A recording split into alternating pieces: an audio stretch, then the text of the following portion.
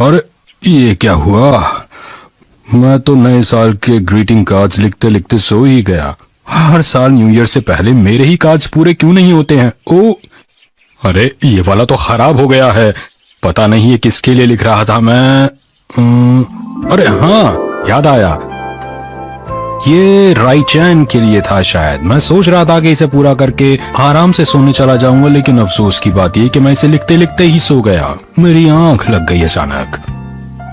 पर मेरी इस साल की न्यू ईयर रेजोल्यूशन ये है कि मैं अगली बार कार्ड लिखते लिखते बिल्कुल नहीं सोने वाला हूँ। पूरे कार्ड लिखकर ही सोऊंगा। इस बार तो गलती हो गई, लेकिन अगली बार नहीं होगी। हाँ, ये वाला कार्ड तो वाकई बहुत स्पेशल है, क्योंकि ये है मेरे डैड के लिए। तो अब तुम बोलो। आपके शहर में बहुत सारे लोग होंगे जो कोट और पैंट पहनते होंगे, लेकिन सच्चाई ये है शिनचैन, अक्सर आप तुम यहाँ कब आए? कपड़े धोकर पहनने थोड़ी देर चाहिए, हो गई, लोग डैड। धोकर नहीं ठीक है, पहनते कुछ हैं। कहना चाहते हो? वैसे आपको पता है डैड, मुझे भी अपने दोस्तों की बहुत याद आती है। अब क्या करूं? लेकिन इसमें दुखी होने की कोई बात नहीं है। जैसे कि मेरी प्यारी डिश जल गई है, लेकिन मैं उसे फिर भी खाऊंगा। इसी को तो असली दोस्ती कहते हैं डैड। तो आइए अब आपको दिखाते हैं कुछ बाजार में आए नए खिलौनों को। इन खिलौनों को आजकल बच्चे बहुत शिनचैन। पसंद करते हैं। मैंने तो सुबह ही इसे न्यू ईयर का गिफ्ट दे दिया था, फिर क्या हुआ? देखो मित्सी, शिनचैन अब एक बड़ा भाई बन गया है, इसलिए ये गिफ्ट इसे फ्यूचर में अच्छा बनने में मदद करेगा। अजीब बात है। मैंने अभी अभी पोस्ट बॉक्स देखा है। मैं कार्ड्स पोस्ट करके अभी आया। अब सबको वक्त पर कार्ड्स मिल जाएंगे। अरे क्या हो गया मित्सी, वो सब लोग कहाँ चले गए? मुझे लगता है वो अभी तक पहुँचे ही नहीं है। दादाजी उधर देखिए। दादाजी, दादाजी, हम इधर अरे हैं। शिनचैन बेटा, मैं यहाँ हूँ। क्या ये हमसे पहले पहुंच गया? अरे तो क्या हुआ, इससे क्या फर्क पड़ता है? ये सब तुम्हारी वजह से हुआ है। तुम फ्रेश होने के लिए जो चली गई थी।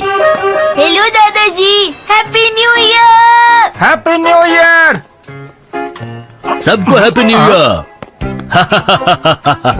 क्या बात है, आज तुम हमसे पहले ही पहुंच गए। वाह, तुमने सही कहा, पहले पहुँचना तो मेरी आदत है।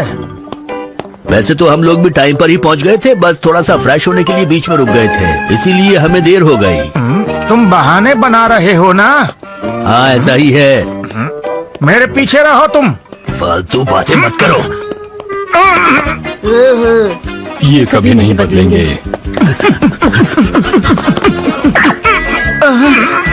अरे सर, ऐसे तो मशीन खराब हो जाएगी। मेरी समझ में नहीं आ रहा, आप लोग रेस क्यों लगा रहे हैं? बेटी, मैं तो बहुत आराम से चल रहा था, इन्होंने दौड़ लगानी शुरू कर दी। ऐसा क्यों करते हो तुम? नहीं, ये मैंने नहीं, ये तुमने शुरू किया था। ये तुम्हारी याद सभी है, लोग तुम हमेशा हैप्पी ऐसा न्यू ईयर। करते हो, अब शुरू तुम्हें होता ऐसा है नहीं पहला करना चाहिए। राउंड। अरे तुम्हारे मुकाबले मेरे पैर लंबे हैं और तुम्हें लगता है कि मैं भाग रहा था? कम से कम न्यू ईयर के वक्त तो मैं रिलैक्स करना चाहता था। अगर यहीं पर इनका ये हाल है तो ये घर पहुंचकर क्या करेंगे हैरी? मेरी समझ में नहीं आ रहा, क्या करें? अरे इन्हें इनके हाल पर छोड़ दो। और आप भी ख्याल रखा कीजिए हैरी, हिमावारी के सामने जरा ठीक से पेश आया कीजिए। मैंने क्या किया? अच्छा, आप सबका यहाँ आने के लिए बहुत बहुत शुक्रिया। मुझे लगता है कि सफर लंबा था, आप लोग थक गए होंगे। देखिए, सब लोग एक साथ कार में नहीं जा सकते, इसलिए कुछ को टैक्सी में आना पड़ेगा। मैं टैक्सी में नहीं जाना चाहता, इससे अच्छा होगा कि मैं ट्रेन से ही चला जाऊं। ये तो तुमने बिल्कुल सही बात कही। तुम ट्रेन से घर वापस चले जाओ, हम जरूरी लोग हैं, हम जाएंगे। अच्छा, तो ये मतलब है, तो पहले हम ये फैसला कर लें कि कौन सबसे ज्यादा जरूरी है। चुप हो जाइए। कम से कम मैं तो जाऊंगा ही, क्योंकि कार तो मैं ही ड्राइव करूंगा ना।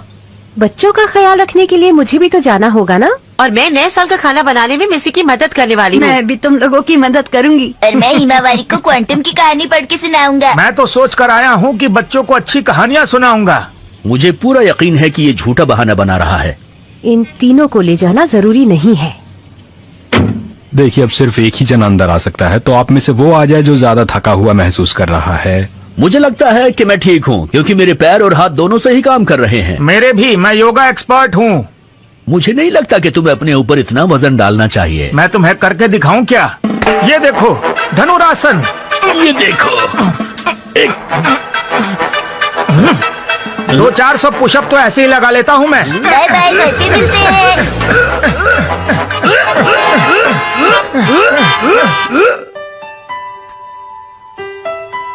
खुशबू अच्छी आ रही है ना?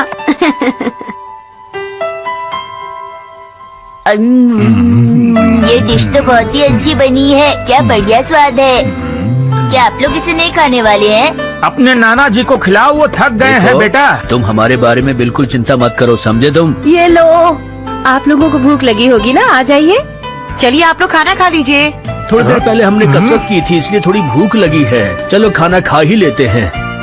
ये लीजिए, आप भी लीजिए। लीजिए ना प्लीज। चलो खाना शुरू करते हैं। हैं? ये राइस बॉल चौकोर क्यों है? इसमें मैं कुछ नहीं कर सकती। यहाँ पर ऐसे ही राइस बॉल्स बनाए जाते हैं। और मॉम इन्हें बहुत आसानी से काट लेती है ना मॉम? मिर्ची, तुम्हें तो पता ही है कि मुझे गोल वाली राइस बॉल ज्यादा पसंद है। तुमने चौकोर क्यों बनाई है? तुम्हें गोल वाली ही बनानी चाहिए थी। अगर आपको ये पसंद नहीं है तो आप कुछ और खा लीजिए ना। मुझसे ऐसी बातें करने की तुम्हारी हिम्मत कैसे हुई? वैसे अगर आप चाहें तो मैं आपके लिए गोल राइस बॉल बना सकती हूँ। नहीं, अब तुम्हें कोई स्पेशली बनाने की जरूरत नहीं है। मैं ये गोल वाली ही खा लूंगा। देखो, खाना खाते वक्त बोलना अच्छी बात नहीं है। चौकोर वाली मुझे पसंद है, चाहो तो तुम्हें गोल दे देंगे। तुम चाहे जो भी बोलो, लेकिन तुम्हें पता है मुझे हमेशा से गोल वाली ही पसंद है। एक बात बताऊं, राइस बॉल हमेशा चौकोर होती है। चलो यहाँ से चलते सही हैं। कहा। आज तो दादाजी जीतेंगे। क्या नहीं बोल रहे हो? नहीं, तुम्हें देखकर कुछ तो पता भी लगता है है? कि नाना हाँ, जी भी सब जीत पता है सकते मुझे। हैं। देखो, कुछ भी मुझे सब कहना दिखाई दे मुश्किल रहा है। है। अच्छा, दोनों खिलाड़ियों के खाना तो दिमाग चला गर्म गया, हो चुके क्या दिखाई दे हैं। रहा है तुम्हें? दर्शकों, गौर से बस बंद करो, देखिए। चुप हो जाओ, वरना अपने मैं बर्दाश्त से नाक बाहर हो कान जाऊंगा। खुले रखिए। धरना फैसला छोड़ो, किसी भी चुप वक्त रहो। हो सकता है। इस बार ये खत्म हो जाए, इसके बाद मैं तुम्हें बिल्कुल नहीं छोड़ूंगा। बहुत बोलती हो तुम। मेरी आदत है।